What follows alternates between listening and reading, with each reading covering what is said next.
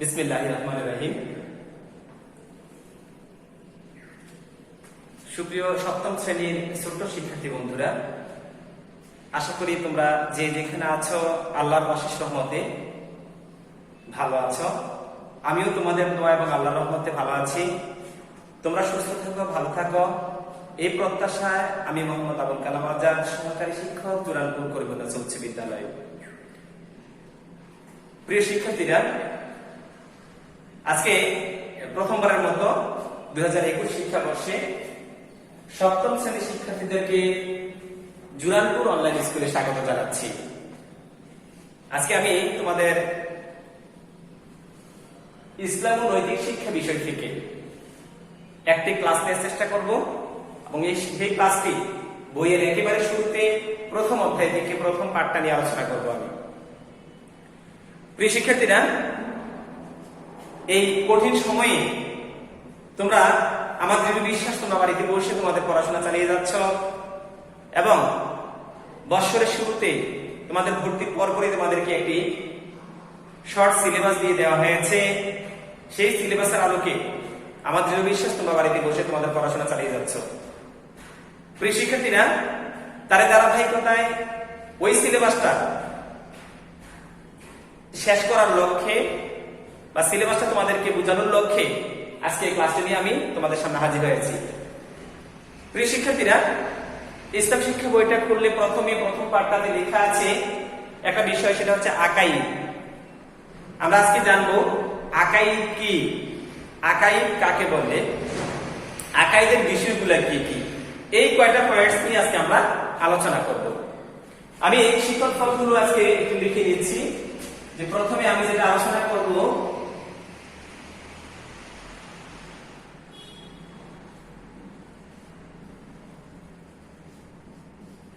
এক নম্বর হচ্ছে আকাইদ কি, আকাইদ কাকে বলে সেটা জানতে পারবে।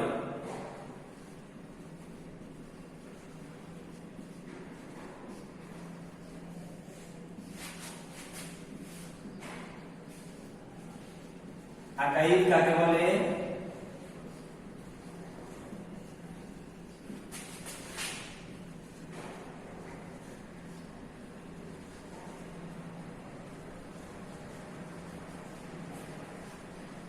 জানতে পারবে।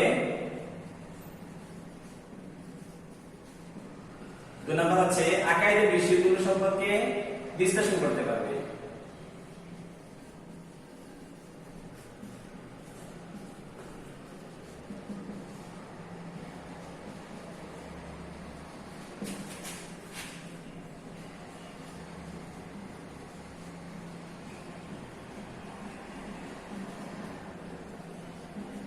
সম্পর্কে বিশ্লেষণ করতে পারবে।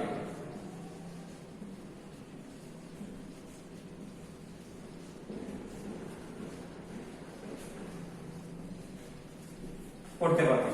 এই কয়েকটা বিষয় নিয়ে আজকে আমরা আলোচনা করবো এবং আমাদের ক্লাস শেষ করবো। প্রিয় শিক্ষার্থীরা, আমি প্রথমে লিখেছি আকাইদ কি, আকাইদ কাকে বলে, এই বিষয়টা নিয়ে আমরা একটু আজকে আলোচনা করি। তোমরা এর আগেও পড়েছো ক্লাস 6 এ আকাইদ কি। আকাইদ শব্দের অর্থ কি? আকাইদ শব্দটি আরবি শব্দ, এর অর্থ হচ্ছে বিশ্বাসমালা।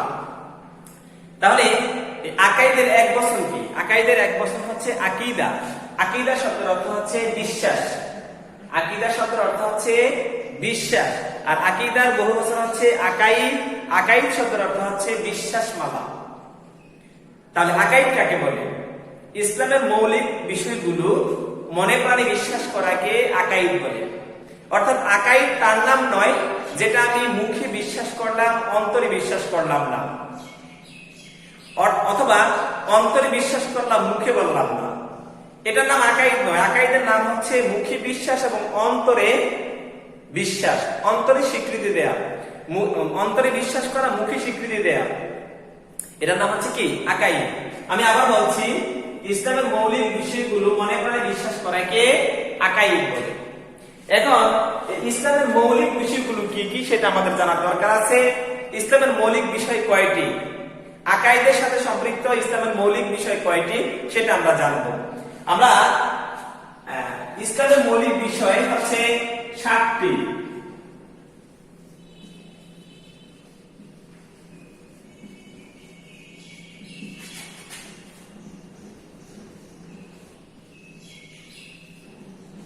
মৌলিক বিষয় 7টি। এগুলো কি কি আমরা একটা একটা করে আলোচনা করব।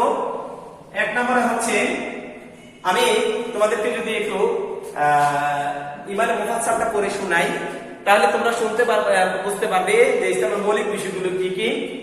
তোমরা পারো, নিশ্চয় পারো। আমানতু বিল্লাহি ওয়া মালাইকাতিহি ওয়া কুতুবিহি ওয়া রুসুলিহি ওয়াল ইয়াউমিল আখিরি ওয়াল কদরি খায়রি শাররি মিনাল্লাহি তাআলা ওয়াল বা'সি বা'দাল মাউত।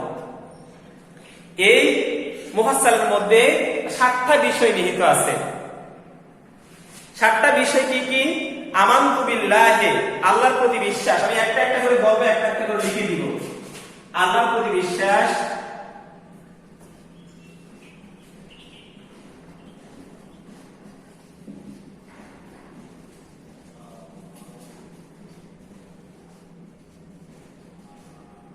দুই নম্বর হচ্ছে ওয়া মালাইকাতিহি, ফেরেশতাদের প্রতি বিশ্বাস।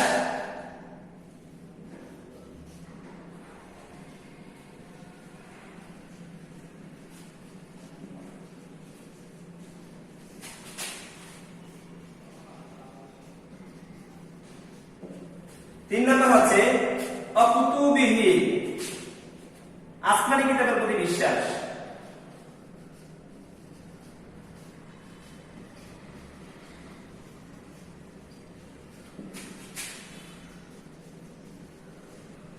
আসমানী কিতাবের প্রতি বিশ্বাস।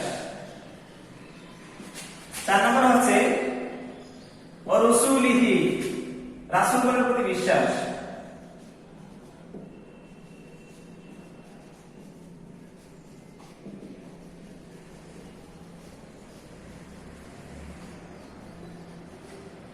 5 নম্বর হচ্ছে ওয়াল ইয়াউমিল আখিরি, পরকালের প্রতি বিশ্বাস।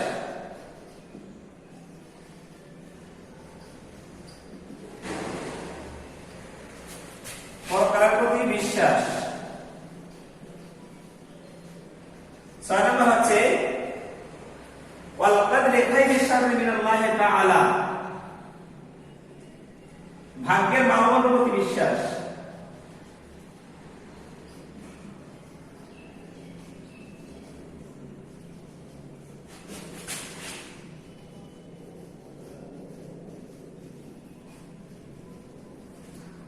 বিশ্বাস। এবং 7 নম্বর হচ্ছে মৃত্যুর পর পুনরুত্থানের প্রতি বিশ্বাস।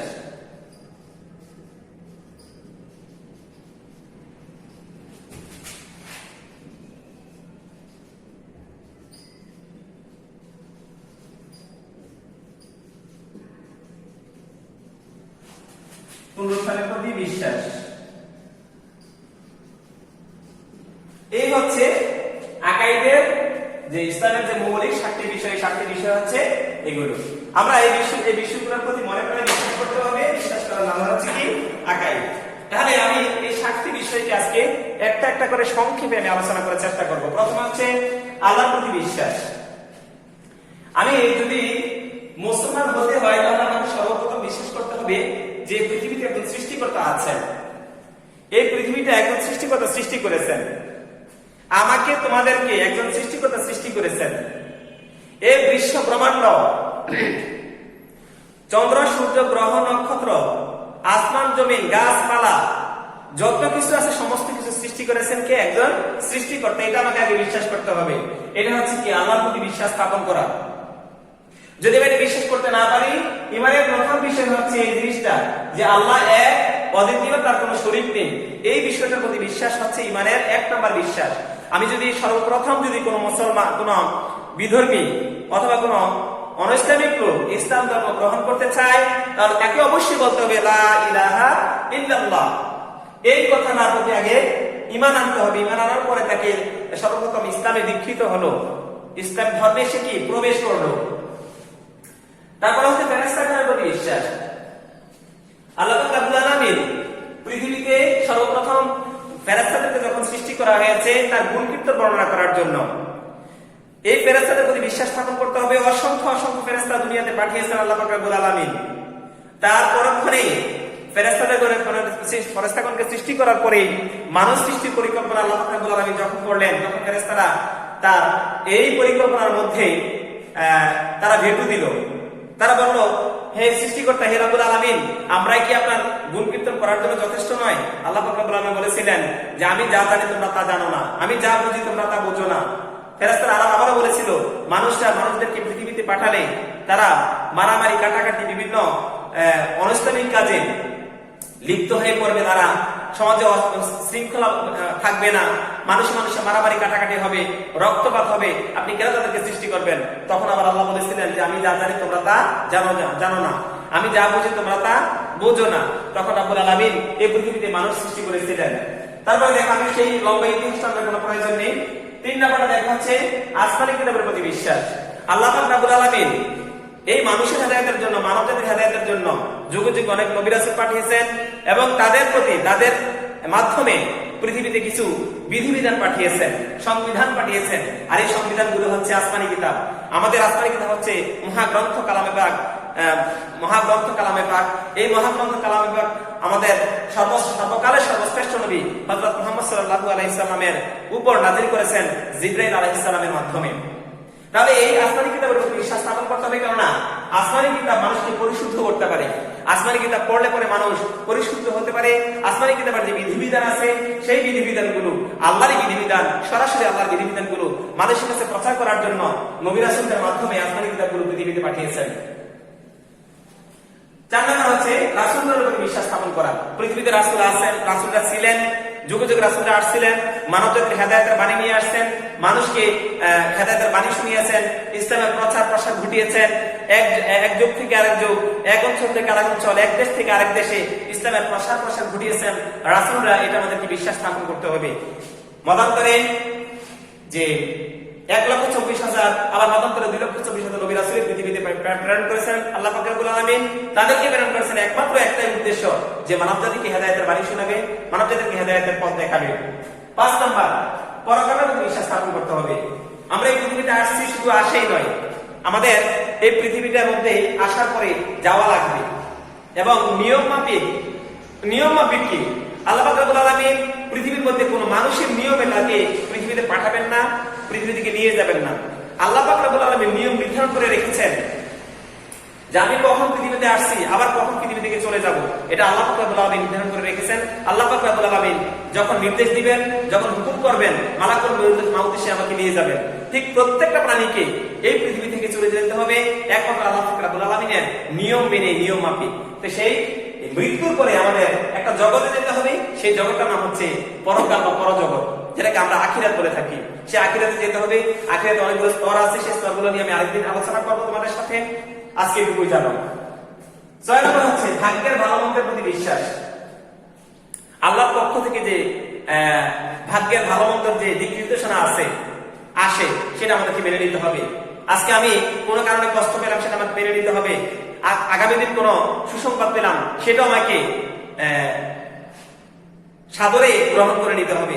আমি যদি মনে করি যে আল্লাহ পাক রব্বুল আলামিন কি করলেন আমার জন্য, আমার ভাগ্যে কি রাখলেন, কি দিলেন, এটা কেন হলো, এটা এই আফসোস করা যাবে না। ভাগ্যে যেটা ছিল সেটা হয়ে গেছে, সেটা হবে, সেটার প্রতি বিশ্বাস স্থাপন করা হচ্ছে কি তাকদীরের প্রতি বিশ্বাস স্থাপন করা। সর্বশেষ 7 নম্বর হচ্ছে মৃত্যুর পর পুনরুত্থানের প্রতি বিশ্বাস স্থাপন করা। আমরা এই পৃথিবীতে আসলাম, পৃথিবীতে জীবনযাপন করলাম, পৃথিবীর জীবনটা যখন শেষ হয়ে গেল, আমরা চলে যাবো কোথায়? পরজগতে গিয়ে সেখানে অনন্তকাল আমাদেরকে থাকতে হবে। থাকার পরে একদিন যখন এই পৃথিবী ধ্বংস হয়ে যাবে, হযরত ইসরাফিল আলাইহিস সালামকে আল্লাহ পাক রব্বুল আলামিন যখন নির্দেশ দিবেন, হে ইসরাফিল, তুমি তোমার কাজ শুরু করে দাও, তখন যখন বাঁশিতে ফুৎকার দিবেন, সিংহায় যখন ফু দিয়ে দিবেন, তখন এই পৃথিবী কি ধ্বংস হয়ে যাবে, মানুষ ধ্বংস হয়ে যাবে। মানুষ ধ্বংস হয়ে গিয়ে সকল মানুষ এই কবর থেকে বা মাটির নিচ থেকে উত্তোলিত হবে, মানুষগুলো দাঁড়িয়ে যাবে, দণ্ডায়মান হবে। দণ্ডায়মান হওয়ার পরে এই মানুষের হিসাব নিকাশ শুরু হয়ে যাবে। সেটা হচ্ছে কি মৃত্যুর পর পুনরুত্থান।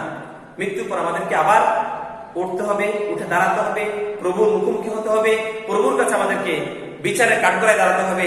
আমরা কে ভালো করলাম, কে মন্দ করলাম, কে পাপ করলাম, কে পুণ্য করলাম, তার পুঙ্খানুপুঙ্খ হিসাব হবে সেদিনের প্রতি বিশ্বাস স্থাপন করতে হবে, আর সেই পুনরুত্থানের প্রতি বিশ্বাস স্থাপন করতে হবে। প্রিয় শিক্ষার্থীরা, আজকে আকাইদের বিষয়গুলো 7টা বিষয় নিয়ে আমি আলোচনা করলাম সংক্ষেপে। তোমরা আকাইদের 7টা বিষয় সম্পর্কে আরো একটু বিস্তারিত জানতে চাইলে তোমাদের পাঠ্য বই আছে, পাঠ্য বইয়ের সাথে আজকের আমার যে বক্তব্যগুলো, আমার যে ক্লাসটা আছে, আমার যে লেকচারটা আছে সেটা ডিলে নিলে তোমাদের বুঝতে সুবিধা হবে। প্রিয় শিক্ষার্থীরা, আজকে তোমাদের ক্লাস এতটুকু পর্যন্ত থাকলো। আগামী দিন বা আগামী অন্য কোনো ক্লাসে তোমাদের অন্য একটা টপিক নিয়ে আলোচনা করব। আর আরেকটা বিষয় হচ্ছে এই পরকালের কয়েকটা স্তর আছে, পরকালের স্তরগুলো নিয়ে আমি আগামী ক্লাসে আলোচনা করার চেষ্টা করব। সেই পর্যন্ত তোমরা সকলে ভালো থাকো, সুস্থ থাকো, সুন্দর থাকো, পড়াশোনা করো, বাড়িতেই থাকো। ধন্যবাদ সকলকে।